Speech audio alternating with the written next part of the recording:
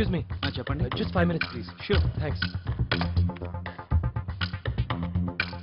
అరే బాగున్నావు, ఇట్టున్నారా? ఏమైందిరా?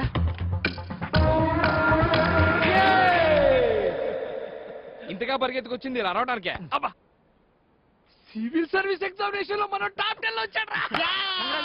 Thank you. తర్వాత ఏం చేస్తారు సార్? ఎందుకు క్లాస్ లో జాయిన్ అవుతాడు? 10th మరి లేకపోతే ఆ చెత్త క్వశ్చన్లు ఏంటండి? మెయిన్ కోర్స్ పూర్తయిన తర్వాత ఎవడైనా ఏం చేస్తాడు చెప్పరా? ఫైనల్ ఇంటర్వ్యూ, తర్వాత ట్రైనింగ్, ఆ తర్వాత పోస్టింగ్. నెక్స్ట్